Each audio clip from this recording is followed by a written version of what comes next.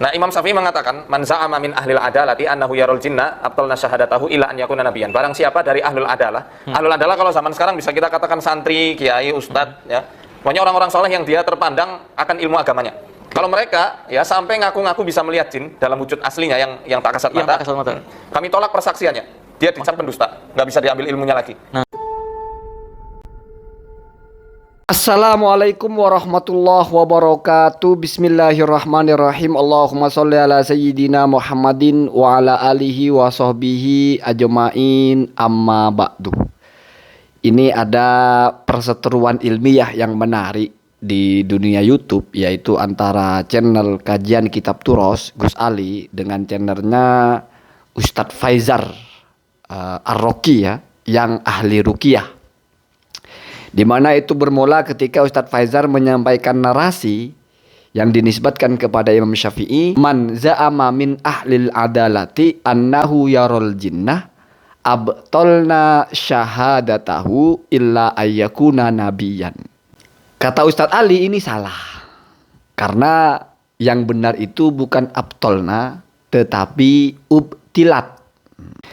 Sementara yang abtolna bukan begitu redaksinya, yaitu di ucapan Imam Syafi'i yang lain, man za'ama annahu yarol jinnah, tanpa ada tambahan min ahlil adalah, ya, maka langsung abtolna syahadatahu, juga tidak ada tambahan illa ayyakuna nabiyan. Jadi yang tanpa tambahan min ahlil adalah juga tanpa tambahan illa ayyakuna nabiyan ini memakai bahasa abtolna. Ini memang dari jalur riwayat Imam Harmalah, ya. Sementara yang memakai narasi ada tambahan min ahlil adalah dan juga ada tambahan illa ayyakuna nabiyan, ini dari jalur Imam Sulaiman bin Robi, ya, murid langsung Imam Syafi'i semua ini, ya. Sulaiman bin Robi ini yang menuliskan kitab Ar-Risalah. Jadi Imam Syafi'i mendikte, ditulis oleh Imam Robi, ya. Jadi kata Ustadz Ali, ini apa mencampur adukan ibarat, ya.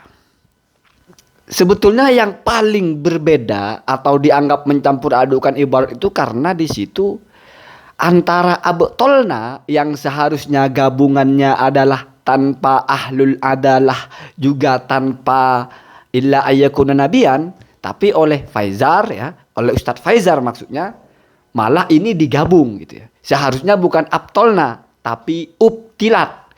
Kalau saya pribadi bukan ubtilat tetapi abtoltuh syahadatahu.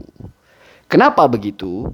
Karena min simati Syafi'i, Imam Syafi'i itu jarang sekali menggunakan bahasa-bahasa yang kata kerja pasif dalam menetapkan hukum, ya.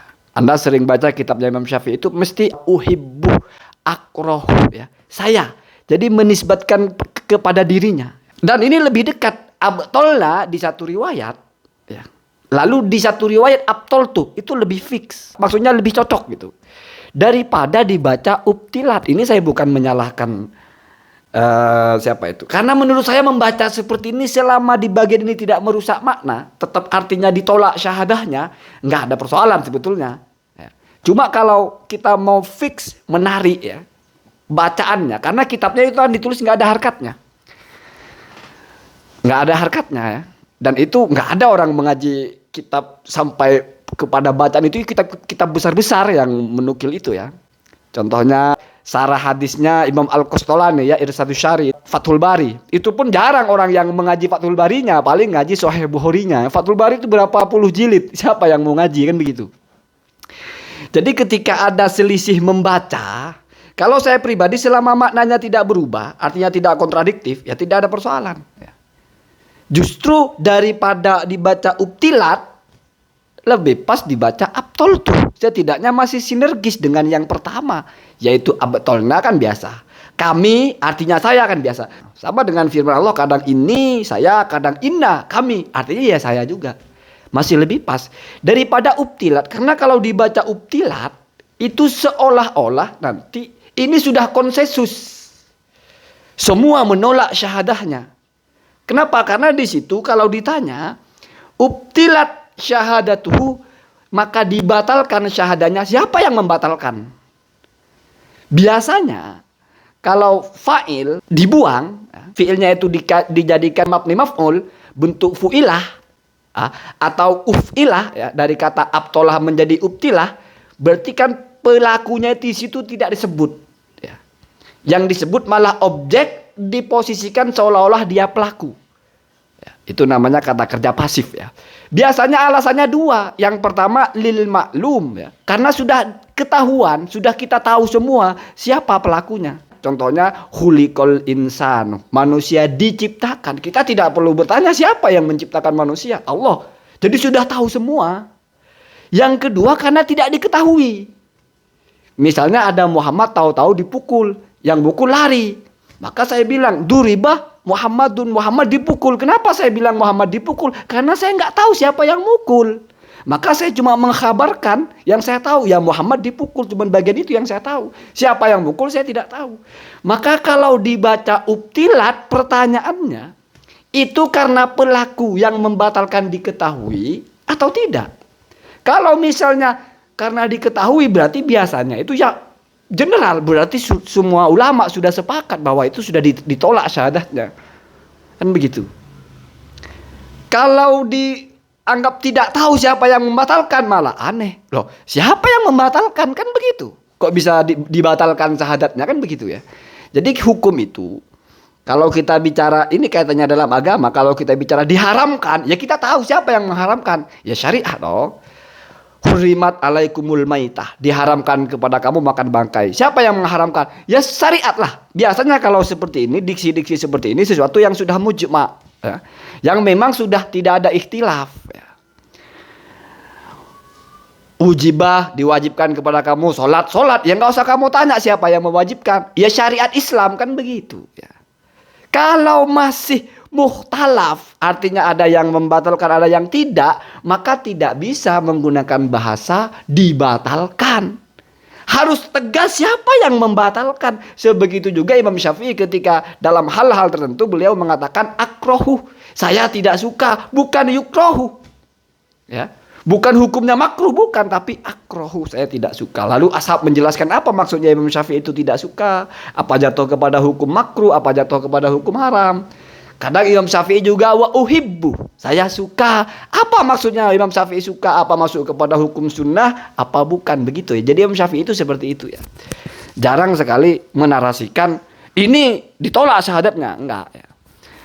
Karena faktanya ya, yang mengatakan ditolak syahadahnya itu Imam Syafi'i.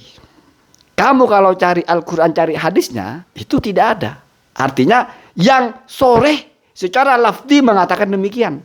Tetapi istimbatnya Imam Syafi'i mengatakan ditolak syahadahnya. Karena Imam Syafi'i itu memilih berpendapat bahwa tidak mungkin selain Nabi itu bisa melihat jin. Ini pun dijelaskan oleh ashabnya, yaitu Ibnu Hajar misalnya, oleh ulama Syafi'iyah, bahwasanya maksudnya itu adalah bentuk aslinya. Kalau ulama lain banyak yang mengatakan bisa saja walaupun bukan nabi. Ini polemik yang sudah mukhtalaf ya, sudah mukhtalaf. Memang kalau Imam Syafi'i mengatakan tidak bisa karena dianggap bertentangan dengan ayat innahu yarakum huwa wa qabiluhu min haitsu la tarawnahum. Jadi jelas hanya mereka yang bisa melihat kita, kita tidak bisa melihat mereka. Sehingga kata Imam Syafi'i, kalau kamu merasa bisa melihat mereka, berarti kamu menyelisihi ayat ini. Kan begitu. Itu kata Imam Syafi'i. Ulama lain yang mengatakan enggak. Wahadhil ayatu alal aghlab. Ini hanya memang biasanya begitu. Ada ulama itu banyak ya. Bahwasanya melihat jin itu walaupun secara bentuk aslinya bukan sesuatu yang tidak bisa. Dan tidak bisa dianggap itu sebagai menentang ayat. Kalaupun menentang ayat, itu pun berdasarkan pemahaman atau tafsirannya, bukan nasnya. Karena dia mengatakan, saya bisa melihat jin, walaupun bentuk aslinya, bukan saya menentang ayat. Karena ayat ini difahami al-aghlab. Dan sudah biasa ayat itu difahami berbeda-beda. Maka dari itu saya menjadi aneh kalau tiba-tiba Imam Syafi'i itu bahasanya ubtilat. Ya. Seolah-olah ini sudah disepakati semua gitu.